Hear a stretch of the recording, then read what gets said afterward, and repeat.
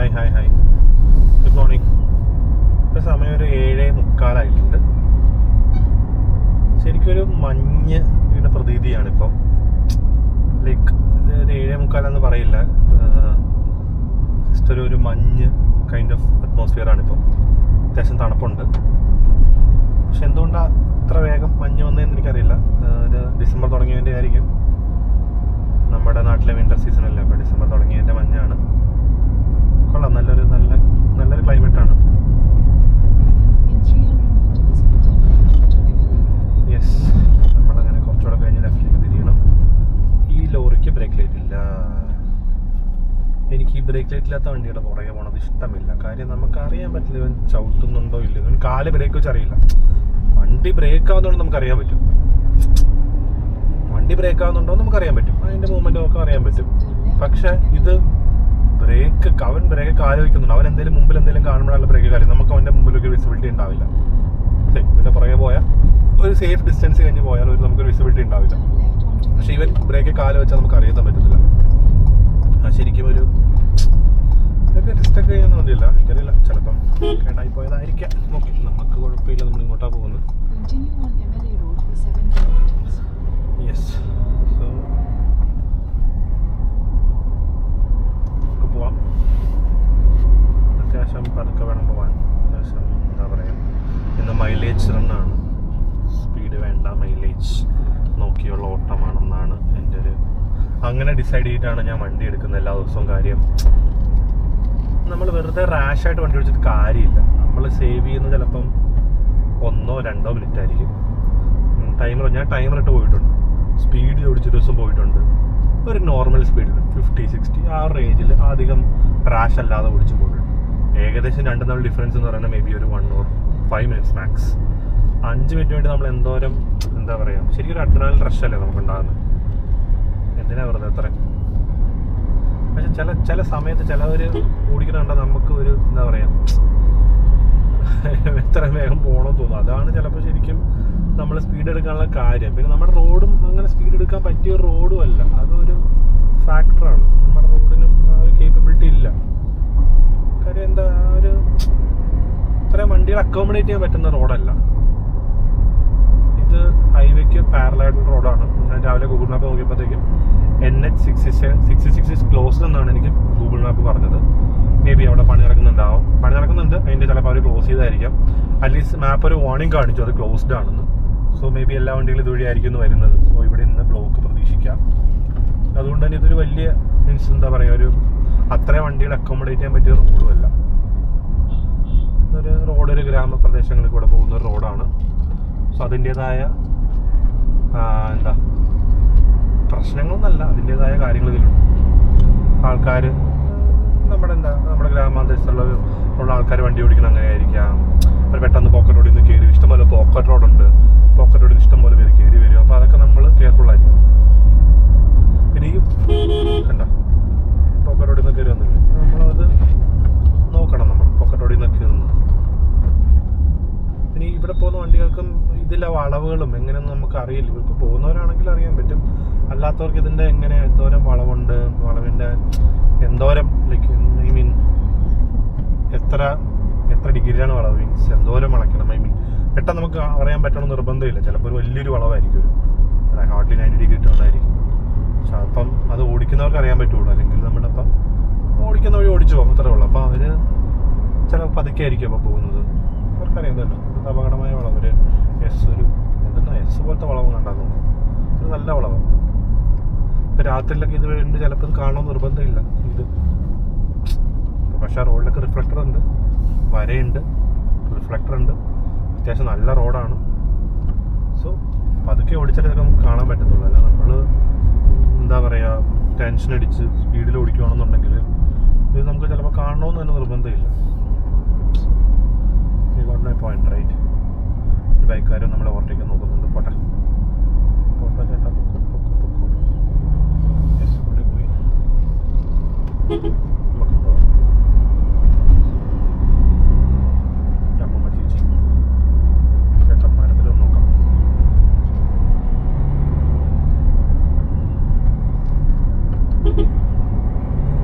Yes,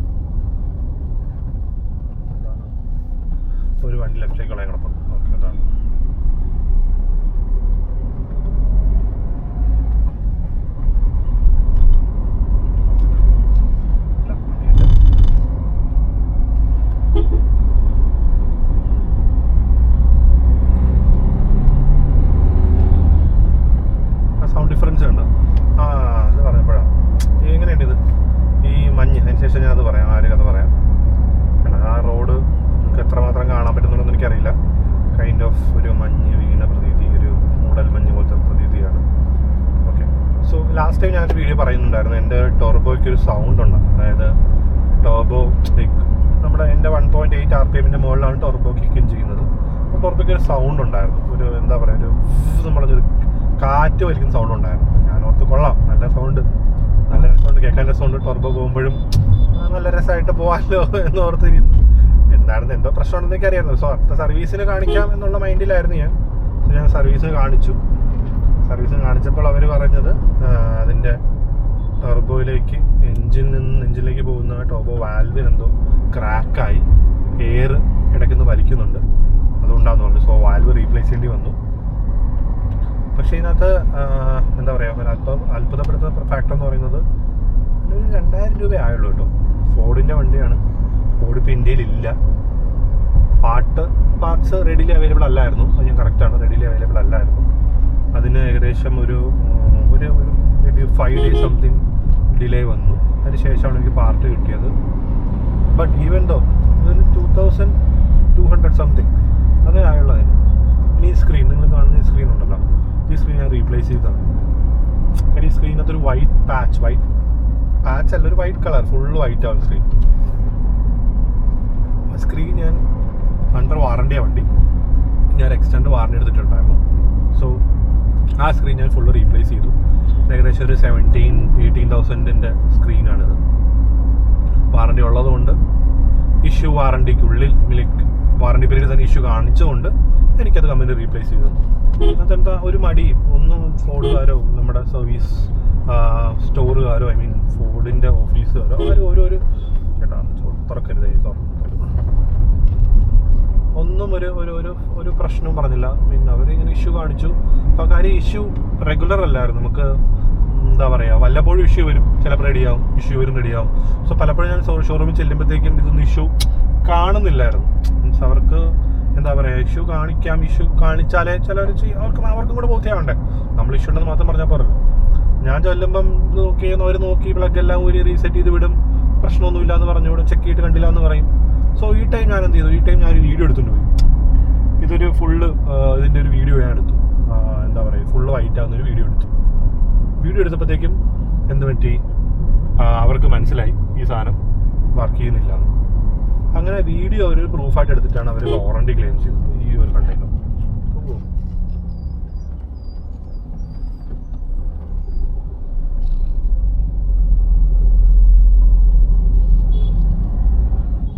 so ഇങ്ങനെ വണ്ടി വരുമ്പോൾ നമ്മൾ നിർത്തി കൊടുക്കണം. നമ്മൾ ഓടിച്ചുകൊണ്ട് പോയാൽ പറയാൻ പറ്റില്ല. അവൻ്റെ നീളമുള്ള വണ്ടിയാണ്, ലോങ് വെഹിക്കിളാണ്. സോ അവർക്ക് വളയ്ക്കുമ്പോഴത്തേക്കും ഒരുപാട് സ്ഥലം വേണം. സോ നമ്മൾ നിർത്തി കൊടുക്കുക. അവർ ഓക്കെയാണ്, നമ്മളോട് പോകാൻ പറഞ്ഞാൽ മാത്രം നമ്മൾ പോവുക. അതായിരിക്കും നല്ലത് ഐഡിയലി. അല്ലെങ്കിൽ നമ്മൾ രണ്ടുപേരും ഇടപെടും, ആർക്കും പോകാൻ പറ്റത്തില്ല. ആരെങ്കിലും ഒരാളൊന്ന് ബ്രേക്ക് പിടിച്ചാൽ രണ്ടുപേർക്കും പോകും. ഈഗോ ഇല്ലാതെ ഓടിക്കുവാണെങ്കിൽ വരുന്നില്ല. പക്ഷെ നമുക്ക് പറയാൻ പറ്റത്തില്ല. ഈ പറയുന്ന എനിക്കും ഈഗോ വരുന്നില്ല. അപ്പം ഏതെങ്കിലും വണ്ടി ഓവർടേക്ക് പോകുമ്പോൾ നമുക്ക് ആർക്കാണേലും വരും. നമ്മളത് കൺട്രോൾ ചെയ്യുക, ആവശ്യമുള്ള മാത്രം എടുക്കുക. എൻ്റെ ഒരു പോളിസി അതാണ്. ഓക്കെ, അപ്പോൾ ഞാൻ പറഞ്ഞു എന്താണ്. അപ്പം സോ ഇങ്ങനെ ഞാൻ ആ വീഡിയോ എടുത്ത് കാണിച്ചു. സോ വീഡിയോ എടുത്ത് കാണിച്ചുകൊണ്ട് അവർക്കത് എന്താ പറയുക, വാറണ്ടി ക്ലെയിം ചെയ്യാൻ എളുപ്പമായി. അവർ വാറണ്ടി ക്ലെയിം ചെയ്ത് എനിക്ക് സാധനം കിട്ടി. അതും എനിക്കൊരു 5 days സാധനം വന്നു. രണ്ടാമത്തെ പ്രാവശ്യം ഞാൻ കൊണ്ടുവന്നപ്പോഴത്തേക്കും ഒരു മാറി തന്നു. ഇതിൻ്റെ സ്റ്റിക്കർ ഉണ്ടത്, സ്റ്റിക്കർ പുതിയ സാധനം സ്റ്റിക്കർ. ഞാൻ സ്റ്റിക്കർ പോലും മറിച്ചിട്ടില്ല. ഫ്രഷ് വാറണ്ടി ആയതുകൊണ്ട് വാറണ്ടി ഇല്ലായിരുന്നുണ്ടെങ്കിൽ എൻ്റെ കയ്യിൽ നിന്ന് അത്രയും പൈസ പോയേനെ. ലക്കിലി ഞാൻ ഒരു എക്സ്റ്റൻഡ് വാറണ്ടി എടുത്തിട്ടുണ്ടായിരുന്നു. അപ്പോൾ നിങ്ങൾ വണ്ടി എടുക്കുന്നവരാണെന്നുണ്ടെങ്കിൽ എക്സ്റ്റൻഡ് വാറണ്ടി എടുക്കുക. ഹാർഡ്ലി ഒരു 16,000-17,000 എങ്ങാണ്ടേ ആവുള്ളൂ. കാര്യം ഇപ്പോൾ ഓൾറെഡി 3 years വാറണ്ടി നമുക്ക് കമ്പനി തരുന്നുണ്ട്. 3 years വാറണ്ടി കമ്പനി തരുന്നുണ്ട്. ആ 3 yearsൻ്റെ കൂടെ നമ്മളൊരു എക്സ്റ്റൻഡ് 2 years ആണ് ഞാൻ എടുത്തത്. സോ ടോട്ടൽ 5 years ആയിരുന്നു വണ്ടിക്ക് വാറണ്ടി ഉണ്ടായിരുന്നത്. സോ ഞാൻ അത് ഏകദേശം ഒരു 17,000-18,000 ആണ് എനിക്ക് ചിലവായ എമൗണ്ട് ഞാൻ എടുത്ത സമയത്ത്. അതിനകത്ത് എനിക്ക് 2 പ്രാവശ്യം 2 കാര്യങ്ങൾ റീപ്ലേസ് ചെയ്തിട്ടുണ്ട്. ഒന്ന് ഇതിൻ്റെ ഓക്കെ ചേട്ടാ ഓക്കെ ബാക്കി ഓക്കെ 3 കാര്യങ്ങൾ ഞാൻ റീപ്ലേസ് ചെയ്തിട്ടുണ്ട്. ഒന്ന് വണ്ടിയുടെ മിററിൻ്റെ മോട്ടർ എന്തോ സൗണ്ട് ഉണ്ടായിരുന്നു. മോട്ടർ എന്താ പറയുക, വണ്ടി മിറർ ഫോൾഡ് ചെയ്യുന്ന മിററാണ്, ഓട്ടോ ഫോൾഡ് മിററാണ്. ആ മിററിൽ ഫോൾഡ് ചെയ്യുമ്പോഴത്തേക്ക് ആ മോട്ടറിനൊരു സൗണ്ട് ഉണ്ടായിരുന്നു. സോ അത് അത് ഞാൻ റീപ്ലേസ് ചെയ്തു. ലൈക്ക് അത് അവർ തന്നെ ഇങ്ങോട്ട് പറഞ്ഞു, സാർ ഇത് കംപ്ലൈൻ്റ് ആണ്, നമുക്കിത് വാറണ്ടി റീപ്ലേസ് ചെയ്യാൻ പറഞ്ഞു. ഓക്കെ ആയിക്കോട്ടെ ഞാൻ പറഞ്ഞു, റീപ്ലേസ് ചെയ്ത് തന്നു. പിന്നെ വണ്ടിയുടെ റാക്ക് ആൻഡ് പിനിയൻ എന്തോ ചെറിയൊരു വളവോ എന്തോ ഉണ്ടായിരുന്നു, ഏതോ കുഴി ചാടിയതാണ്. സോ അതും എനിക്ക് ഫ്രീ ആയിട്ട് മാറി തന്നു. പ്ലസ് ഇത് എൻ്റെ സ്ക്രീൻ എനിക്കൊരു ഫ്രീ ആയിട്ട് മാറി തന്നു. സോ ഒബ്വിയസ്ലി ഞാൻ എനിക്കുണ്ടായ ഇനിഷ്യൽ കോസ്റ്റിനേക്കാളും ഒത്തിരി കൂടുതൽ ലാഭം എന്ന് പറഞ്ഞാൽ എനിക്ക് നഷ്ടം ഉണ്ടായില്ല. ഒത്തിരി കൂടുതൽ നഷ്ടം ഉണ്ടാവേണ്ടതായിരുന്നു. ഇനിഷ്യൽ കോസ്റ്റ് മാറ്റി ഒത്തിരി നഷ്ടം ഉണ്ടാവേണ്ടതായിരുന്നു. പക്ഷെ അതൊന്നും എനിക്ക് ഉണ്ടായില്ല. കാര്യം എന്തുകൊണ്ടാണ്, ഞാൻ ഇൻസ്റ്റൻറ്റ് വാറണ്ടി എടുത്തുകൊണ്ടാണ്. അതുകൊണ്ട് കഴിവതും അതെടുക്കുന്നത് നല്ലതായിരിക്കും എന്നുള്ള ഒരു ചെറിയ അഡ്വൈസാണ് എൻ്റെ.